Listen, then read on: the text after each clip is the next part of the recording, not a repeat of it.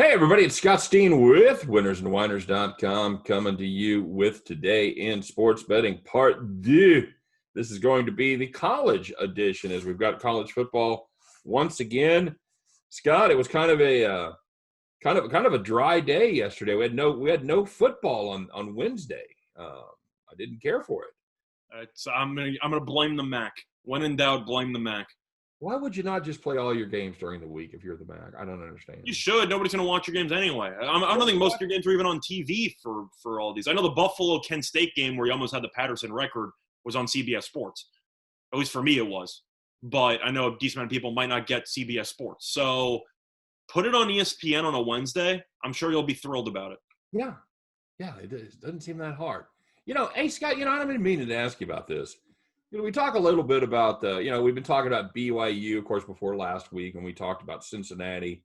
A little bit of Coastal Carolina has snuck into the conversation there. What about Buffalo? What about where do they stand in that hierarchy of undefeated group of five schools? Well, I think the issue you run into with Buffalo is the fact that there are really no top 25 teams from that conference. Right. The resume doesn't look that impressive. Or Coastal.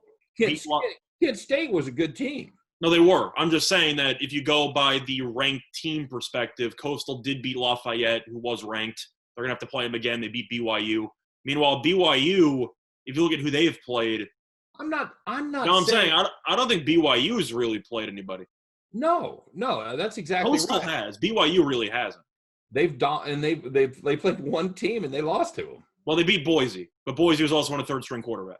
Yeah, so that doesn't – no, yeah. I'm just saying, if their big win was against Boise, they beat Houston earlier this year, and Houston turned out to be a disaster. They beat Navy, who turned out to be awful. My point is they're not even in the conversation. No, not at all. And you've got other teams that really haven't played anybody outside their conference either and beat them. So didn't the MAC also have a shorter season? Yeah, I think – and that's the problem. But they certainly managed to get Ohio State in there. Yeah, but then I'm not saying Buffalo's Ohio State. Don't at me there in the comment section. I'm just the committee hates all these non-Power 5 schools anyway. You can tell by how I thought the rankings this past weekend were hilariously terrible. How the hell is Iowa State the number 7 team in the country? They're not. They're absolutely not. I don't know. You can't lose to Louisiana by 17 points at home and jump over a team like Coastal or Cincinnati. That's a joke. I agree. I also don't get how you can have some teams like Alabama or Florida, these type of teams, who might not play in a week. They have a game canceled because of COVID. They have an off week, whatever. They don't move down. Cincinnati has a game canceled because of COVID. They move down. Yeah. That's just stupid. I don't know what the hell you want from these teams. Like we've said, a lot. We're gonna push the narrative for these Power 5 schools. That's it. Four schools. That's it. Anything they can do to get them in there. My God, you certainly, God forbid we had Indiana and Northwestern in the Big Ten championship game. Well, we both predicted that the Big Ten would change the rule there, and that doesn't surprise me at all. Yeah, literally minutes after we predicted it on the show for the last time. Yeah. They went and did it. So, of course, they make more money if you get a team in the conference in the playoffs. So it made all the sense in the world for them to do it. I know. I think there ought to be some sort of a playoff system with the group of 5 schools, or, is Buffalo better than Coastal, or is Cincinnati better than BYU? I don't know. Let's find out. I would be really into see an 8-team playoff where you have 7 regular teams, then you have like a play-in game between 2 non-Power 5s or something. Exactly what I'm saying. That's exactly what I'm saying. I'm assuming that's where you're going. I just thought I'd flush it out a little bit more. Yeah, that's exactly right. You save them a spot for a group of 5 school. And call it the Disney Cinderella Bowl and just have 2 non-Power 5 teams just go at it. I'm writing this shit down. Hang on. That's good stuff right there. Played in Orlando. All right, so let's talk about 4 teams that are definitely not in the national championship. But one thing, by the way, before we start, you put the game in UCF's home stadium just to mock them for being national champions. Oh, that's funny. I think that's good. I think that's good material right there. You're still salty about that victory parade, aren't you? About what? The UCF one? Yeah. I'm not salty about it. I didn't care. I thought it was pretty funny. I thought it was stupid, but I thought it was entertaining. Truth is that it was a win-win for UCF because even though they clearly weren't the champions, you have to do whatever you can to create some PR for your non-Power 5 school, and people talked about it for about a week. Well, back in the day, Scott, they used to just vote on it, and you'd have split champions. Mhm. You'd have the AP champion. You'd have the coaches poll champion. You'd have BYU was champion in one. Georgia was in another. It was just It was ridiculous. mostly 80s, but yeah. I don't understand. No, I'm saying then they had the whole BCS. I'm not saying stuff. I'm not saying it was leather helmet days. I'm just saying it was before you were around. You might have been around for leather helmet days. I was not. I know you weren't. I'm messing with you. I know. I barely missed out on the plastic face mask, though. Okay. You ever seen those? The clear, of course, one bar, like acrylic. Yeah. About 2 seasons there in the mid to late 50s. Good times. Good That was time. back when the goalposts were still in the middle of the end zone. I was definitely around for that. Yeah. I saw a lot of games in person where the goalposts were at the goal line. Mm-hmm. No question. All right, so first game tonight, Scott. You got the Florida Atlantic Owls against the Southern Miss Eagles. Boy, I can't believe Southern Miss hasn't forfeited the season yet, but sure. Why would they forfeit the season? Just because they suck? What are they on? Coach 17? They just brought in they just introduced their new coach. He was the offensive coordinator at Tulane. Yeah, I remember that hire, and I asked you, when did Tulane's offense become good? When they got Justin McMillan. I guess. I'm just saying that if you're going to hire an offensive coordinator who, has been putting up points, Tulane's not the first team I think of. That's all I'm going to say. Well, maybe he can go get another cast-off quarterback from LSU that'll come in and turn the program around. Maybe. We'll see. Florida Atlantic minus 9, Scott, 43.5. 43.5. What is that, a team total? 43.5. It was in the Bama first half. Is the Bama team total first half. Mm-hmm. That's the total for the full game, buddy. What do you got? What do you got here? There's money coming in on the over. I like the under. I don't really understand where the over money's coming in from. Florida Atlantic has had a lot of small totals this year. After week 2, their highest total has been 51, 46.5, and then everything else is below 42. Yep. So they are the kings of receiving low totals. And how's that worked out for them? They've gone over once. Yeah. They're 6-1 to the under, despite having low totals in the first place. Meanwhile, Southern Miss has gone under in each of their last 4 games. So you have both teams who have not been good offensively at all. Meanwhile, Florida Atlantic's defense is a top 10 defense statistically in all of college football. Yep. Southern Miss, we know for a fact, cannot move the ball. Nope. Seen them be unable to move the ball. All year. Problem. And Florida Atlantic also will probably be without their starting running back in Malcolm Davidson, who is most likely out with a foot injury. So for all those reasons, I see a lot of running the ball, especially Southern Miss is a new coach who – Wait. Their running back is out, so you see running the ball? What I'm saying is that I think even though their starting running back is out, Florida Atlantic is incapable of throwing the ball. So I think they'll have less success sticking to their usual game plan. That's what I meant. I should have phrased that better, but you know what I meant. Point is, Florida Atlantic with Posey, he can't throw. He's a running back playing quarterback. But that doesn't change the fact that without Davidson anyway, this team is still going to try to run the ball 35-plus times. So I think they'll run the ball a lot. Southern Miss, they have a new quarterback now because Abram got injured about a month ago. He's but they're also going to try to run the ball, and Florida Atlantic's defense is still very solid. I think this game's very low scoring. I think this game should maybe finish around 20-7. I like the under. I get that people might look at the total and say this total's too low. Southern Miss's defense is not any good. Nope. You can make that argument. Southern Miss's defense lately, though, really not that bad. They've given up less than 24 points in each of their last 3 games. I know that their competition wasn't great against North Alabama and Western Kentucky. UTSA's offense is decent. Yep. They only gave up 23. I think Florida Atlantic can score 24 in this spot or so, but I think this total's too high, so I'm going to take the under. Yeah, even if you get Florida Atlantic to 24, I don't see any world that that Southern Miss puts up 17. Yeah, I just don't. Even at 17, you still win the under. That's what I'm saying. Yeah, that's what I'm saying. I don't see a world that they get to 17. So unless you think this Florida Atlantic offense is going to explode, which the only way I see this game going over is if you have 1 or 2 defensive touchdowns. Yeah, or the special teams or recover at the 5 or something like that. Yes, absolutely, something that completely flips the field unexpectedly. I'll go further than that, Scott. I think you need 2 of those. That's fair. I think you need 2 of those to even threaten this total. So yeah, I'll play the under there all day, every day. You got a thought on the 9? It's really tough backing a team -9 when you know that they have trouble even scoring against UMass. Yep. Which is a real problem. Yep. That game cost us. I don't really like the 9. I guess I was fine with it at around 7.5 or so, but now that the line's already moved, I'm not happy about it. I would probably hold my nose to Southern Miss, but there's no chance in the world I'm playing the side. Yep. I'm the same exact way. Gun to my head, and that's what it would take. I'll take Southern Miss +9, but I think if you're looking at comparing teams that are similar, I think it's pretty fair to compare Florida Atlantic to maybe Western Kentucky. Both teams played pretty solid defense. Offensively, they're kind of challenged. And I think only lost that game by 3. Yeah, I think FAU plays better defense than that. But yeah, no, they do. But I'm saying just based on a lack of offensive firepower perspective. Yeah. So with an above-average defense in conference. So I think based on that, the final score of that game was 10-7. I think Southern Miss is probably going to lose the game, but I think they'll lose around I don't even know, to be honest, 2013.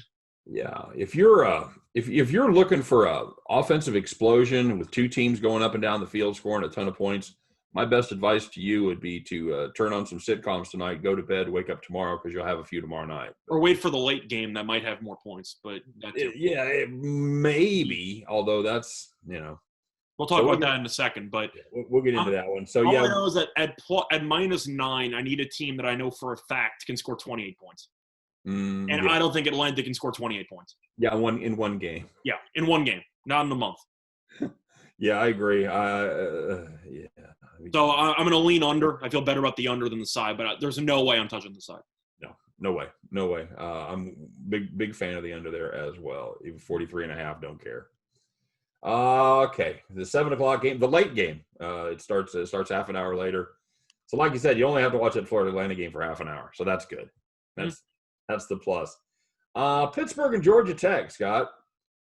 Pittsburgh is now a 7-point favorite. That number's gone up a little bit from 6.5 last night. Total on this one's 54.5. I wanna like this Pittsburgh team. They've been pretty good to us at times, especially early in the season. They have a hell of a defense, especially their run defense. Kenny Pickett, when he's been able to stay healthy, has been a difference maker, and for me that's the difference in this game. Is Kenny Pickett. I do have a premium on the side here, but I'd like to get your opinion on this game, Scott. What do you think? Well, I know that I don't want to sound like a broken record here, but I think the side is pretty close to the number it should be. I know that for the total, I like the over. The reason why I like the over is because of the fact that Pittsburgh, in their last 7 games, is 7-0 to the over. They've been a really good over team so far, especially since Pickett came back. So I expect this game to be more high scoring than people think. From a side perspective, I think it's pretty tough. And the reason why I say that is because of the fact that Pittsburgh has some people questionable for this game because of COVID on the offensive line. 3 offensive linemen are questionable for this game. Meanwhile, Georgia Tech is potentially missing a ton of players because of a COVID outbreak. They have a bunch of players who might be out from the wide receiver position, the secondary, a lot of undisclosed questionable spots here. So check out the injury reports because you might see some last-minute ins and outs in terms of who's active, and that could be a serious issue. I like the over. I think Pickett will move the ball in the Georgia Tech team. And the Georgia Tech team might not be that good. Offensively, they're actually not that bad. I've seen a lot worse offensive teams in college football. And Pittsburgh, they're good against the run. They're good for the most part defensively. But I do think that this total right now at being roughly 55 or so, I think is a little bit too low because I do think Pittsburgh should score 30-plus in this game. So for me, I'm going to lean to the over. And for the side, really don't have a thought because until I know exactly who's playing from Georgia Tech because of all the COVID question marks, I can't really touch them. So I'm going to go with the over. All right. I'm going to go the other way. It's for me, this Georgia Tech team, they have one constant that runs through their year, and that is they have struggled against good defenses. They have put up 56 against Duke. They put up 27 against Boston College, who actually has a decent offense, but a lot of that came in garbage time. But they put up 7 against Clemson, 13 against Notre Dame, and then inexplicably they put up 13 against NC State. Well, NC State also held a Liberty to about 14. Yeah, they've got a surprise. They've got a decent defense. It's kind of sneaky good. They don't really excel in any particular area. I'm mostly backing Pittsburgh's offense to do well, but yeah, I'm going to lean over. But yeah, I see your point. Okay, yeah, I think it's hard to get to that total with just one team scoring the majority of the points. So I think you and I have a little different take on this one. It will be interesting to see because this is actually a makeup game from November 14th when it was originally scheduled. So they've been trying to get this one in for about a month. So we'll see what happens. This one game should be pretty entertaining. I think it's probably going to be the most entertaining college game of the night. Would you agree of the two? I think it has to be, but truth is that if you are a fan of either betting drive props or just simply low-scoring games, I think you'll love the punt option for the Florida Atlantic game on basically every drive. Yeah.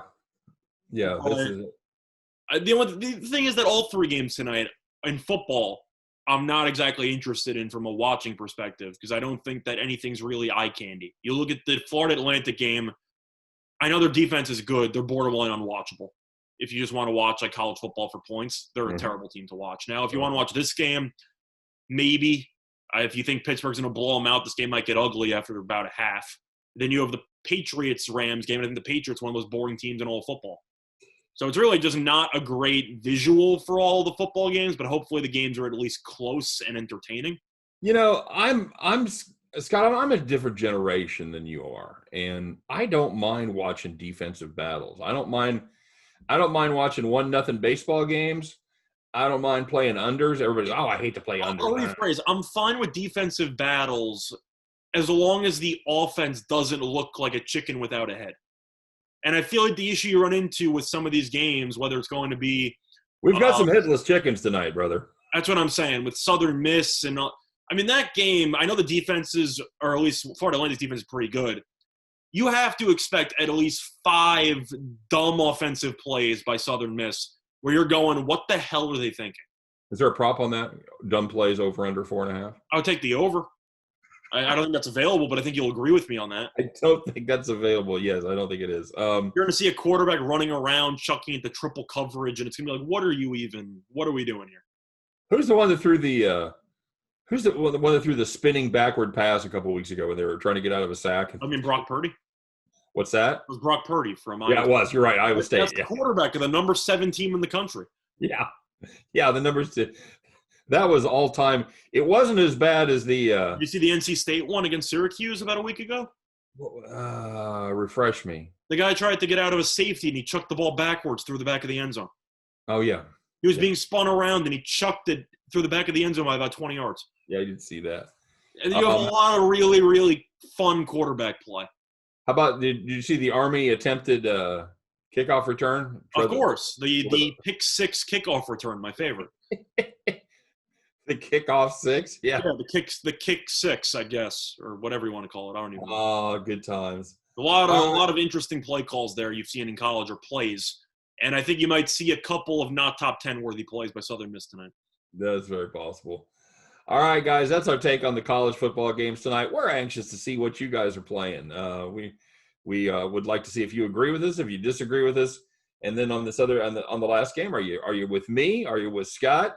What side are you on, or are you just going to watch basketball all night long? I'll be watching the Arizona State San Diego State game that starts at I think around 9:30 or 10. That's probably what it'll be. So you got plenty of football before that, buddy. No, I know. I'm saying I don't have a choice. The game starts at 10 o'clock, so I'm kind of trapped into watching football. So, yeah, that's what I'm going to be doing.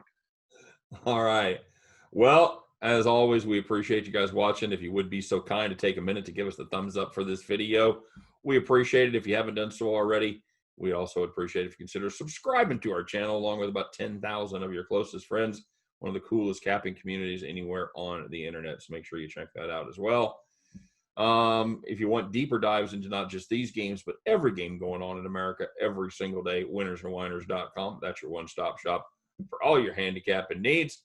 Wish you guys nothing but the best today. Hope every one of those tickets in your pocket turns into cash money back at the window. For myself, for Scott Reichel, for all of us over here at Winners and Winers, wishing you guys a great day. Stay safe, stay happy. Let's go out and have a little fun, make a little money tonight, and we'll see you tomorrow. We appreciate you guys watching. See you next time on Today in Sports Betting. Take care, everybody.